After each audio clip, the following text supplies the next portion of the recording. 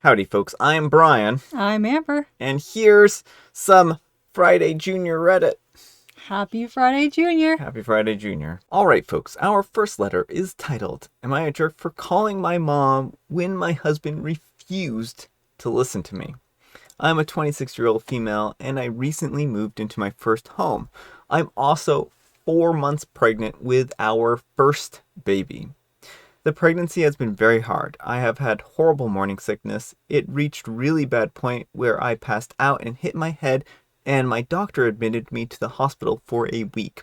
When I got home, my husband had allowed his brother's family to move into 2 of our 3 bedrooms. They were evicted, and I don't know why. One room was my office, and they were tossed into that room, and papers were everywhere.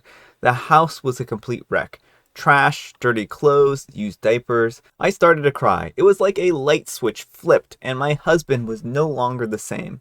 My husband told me that it wasn't that bad, and my reply was, fine, then you should have cleaned the house up before I wake up. Completely exhausted. I fell asleep for 4 hours, and when I woke up and I went to get a drink of water, I couldn't even get a glass we own, and it was scattered around the house.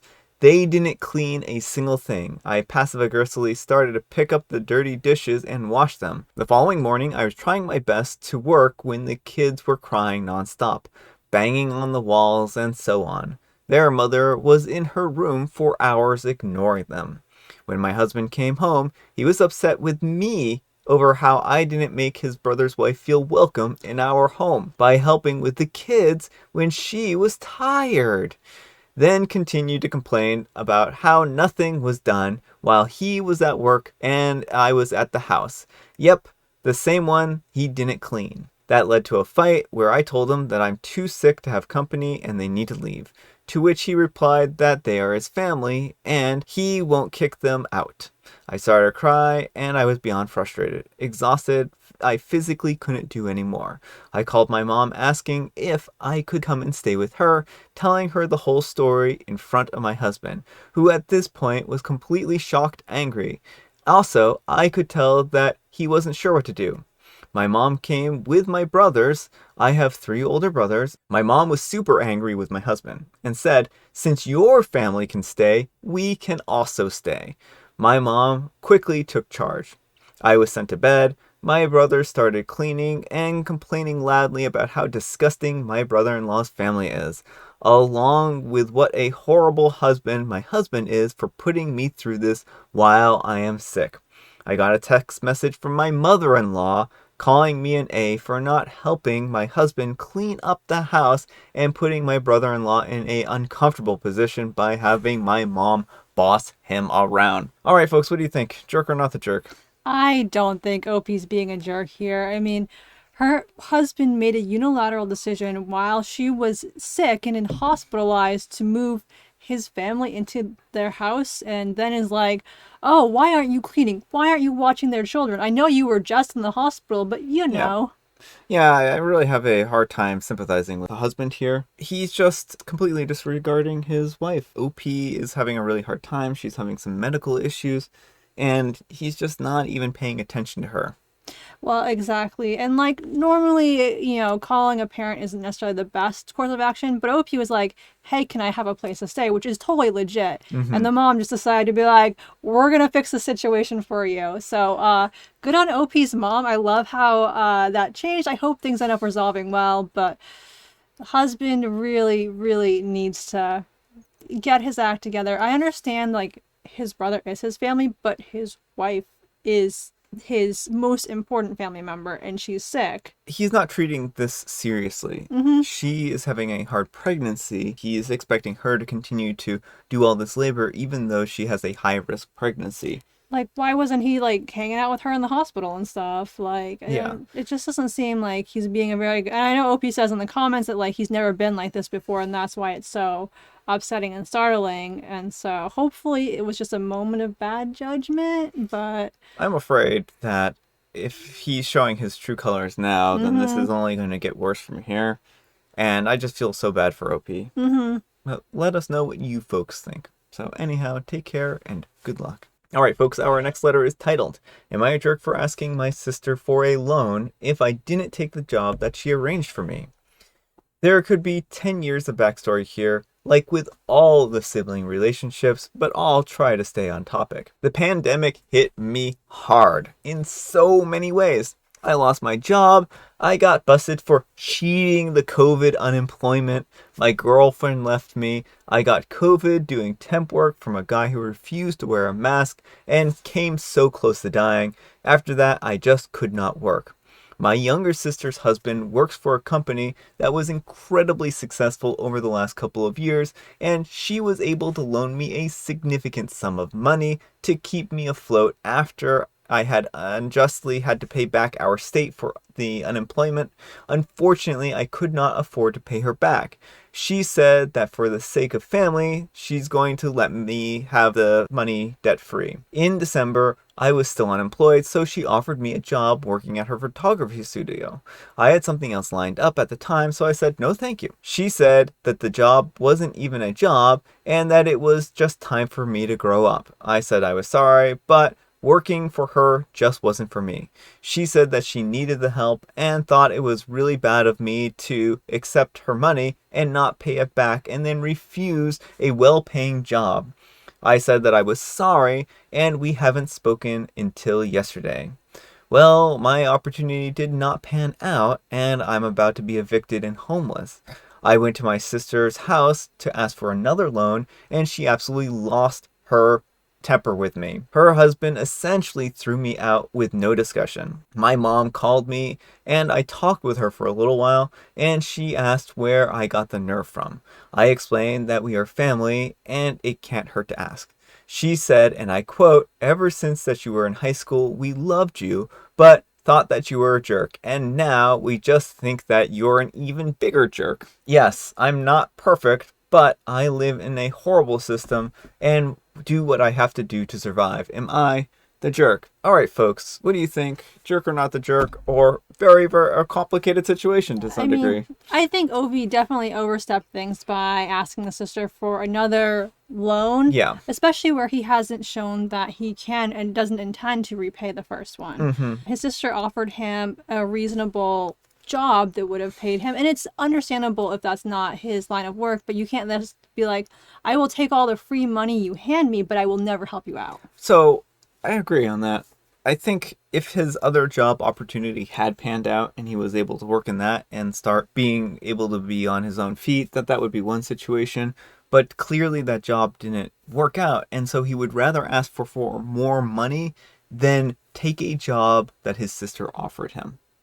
And I think that is really problematic because he could be earning money. He just doesn't want to work for his sister. And it may be a point of pride or something because she's his younger sister and he doesn't want to work for her. You gotta do what you gotta do, and there are better ways than scamming unemployment. Or it could be he's doing things under the table. It sounds like this other job, the sister's like, use time you got a real job, so he may just be doing work that's kind of like on the gray edge of legal, maybe not 100% above board, which is a problem. So I really feel that he needs to just get his act together and actually work with his sister at this point in time and apologize profusely to his sister because she's done so much for him, but he just continues to take and take and take. Yeah, and I do want to be clear here because I know I'm coming down hard. I know that there's a lot of thorny issues here and people have to take the jobs they have to take, but he's coming from a situation where he has a lot of privilege in that he has a family who has been supporting him. And so I feel like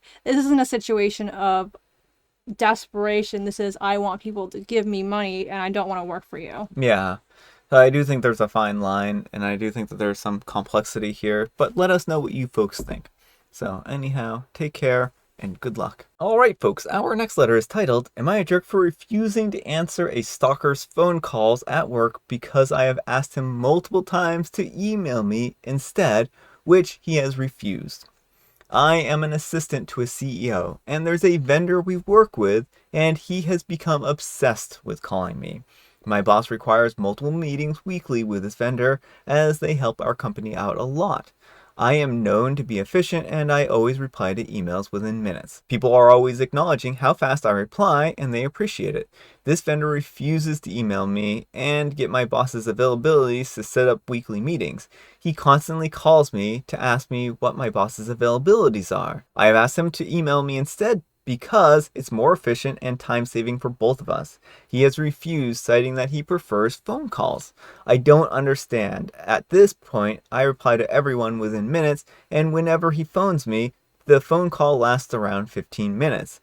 The reason it lasts so long because he forces me to engage with him and answer all of his boring non-work related questions. He eventually gets down to asking me for my boss's availability, and once I've given it to him, he refuses to hang up the phone until he has created every single meeting and sent it through to my boss. So he forces me to just sit on the phone talking to him while he creates and sends the meeting invites. I do not appreciate this and I decided to stop answering his calls. We have a caller ID at work. He kept calling and I kept ignoring his calls. In those instances, he would email me saying, "Hey, I tried calling. I need your boss's availabilities for next week. Please call me urgently." I then responded with something along the lines of, "Oh, sorry, I'm in a meeting. Here's his availability." Again, I respond within a few minutes, so he obviously had no reason to call me after that. He just sent the invites. He clearly figured out what I was doing, and then he resorted to calling me off a private number. He caught me once, and only once, with a private number. I answered again, and he started speaking about non-related work issues and kept me on the phone for 20 minutes while he created invites. I never answer a private number again, and every time a private number phones, he emails me within minutes. He has never caught me again. He has now resorted to calling our other numbers that we have listed on the website, but I have told everyone to tell him that I am busy and that he must email me. I think that he realized that he is not going to get a hold of me, but he keeps trying for weeks and weeks. He just refuses to email me first without trying to phone. Even though he has not gotten through to me in weeks, I still reply to him within minutes. Am I the jerk for refusing to answer his calls and only responding to his emails? All right, folks, what do you think? Jerk or not the jerk? No, I don't think Opie's being a jerk. I'm not sure what his end game is here. It's either one, he's creepily interested in OP. Yeah. Two, it's some kind of power play, like I'm gonna make you play by my rules, because some people just like that. Or Yeah. three, he just really likes phone calls and chatting with people.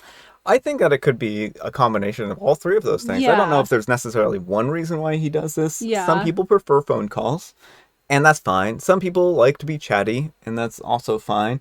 But when somebody has repeatedly told you, "I don't want this interaction," and you continue to force it on them, Yeah. that's when it becomes problematic. Right, and it's interfering with OP's ability to do their job too, in that, like, instead of a, 10-second email, it's we're going to talk for 15 to 20 minutes about things that have nothing to do with work. Yeah. And so, I mean, I think you're well within your right. If someone is doing something that makes you uncomfortable or makes your work harder, just be like, I'm not going to do this. It's not part of my job. Yeah. It's unfortunate that it's a vendor that you rely on because I'm sure that your boss doesn't really want to put their foot down too hard. But that's also, it's difficult because I'm not sure if this would constitute sexual harassment or not because there's no like sexual innuendo or jokes. Well, I think it could be just general workplace harassment. It could be harassment. It's it's definitely making it harder for OP to do their job, which I think, is maybe worth having a conversation with the boss on that front. Mm-hmm. Because it really is the boss's responsibility to talk with the vendor and be like, hey, We need you to have a different guy on the line. No, he doesn't need to be making the meetings anymore, you know? And I think that OP, their way of handling this wasn't a bad way. I think that it basically slowly got him weaned off of the phone calls, and he just continues to be very persistent. Yeah. Let us know what you folks think. So anyhow, take care and good luck. All right, folks, it is tea time. Grab your beverages of choice. I've got some tea right here, and Amber has a joke. What has 18 legs and catches flies? Well, I would say what has 18 legs and catches flies would be two spiders. And Two spiders do not have 18 legs unless they're mutants. oh wait, spiders have 8 legs. Mm-hmm. Oh, they don't have 18. I'm still gonna go with a spider, two spider. I'm gonna go with a mutant spider because mutant spiders are pretty phenomenal. If you haven't heard about these rare mutated spiders with 18 legs, then it's pretty impressive. They're wonderful, horrifying creatures. They're not anything like you've ever seen before, and they kind of, instead of having like regular legs, like spider legs, they have almost like human like fingers. And so they were very creepy to look at because they kind of look like spiders with human fingers sticking off of them with like these big old like claw things. It's pretty horrifying. So yeah, that's the answer. A baseball team. I'm gonna pretend that this joke doesn't exist because no. I'm just kidding. It's a good joke. I'm just bitter because I didn't get the answer. And I have Mega Mint tea. Baseball? Really? Baseball?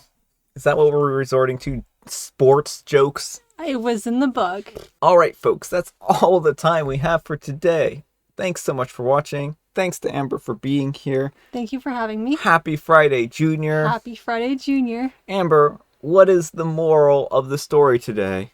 Well, let's go with story number 1. I think the moral of the story is when you're in a tight spot, it helps to call in your support system. Yeah. I think my moral for the day is thank goodness we didn't have a part 4 to the legacy that we've been covering for the last few days.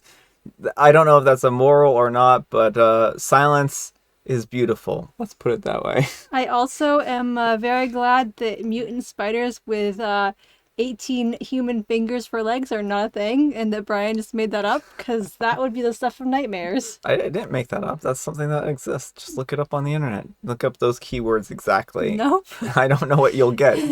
Yeah. Don't blame me if you get something horrifying. Thanks so much for watching, and we will see you all tomorrow. Bye.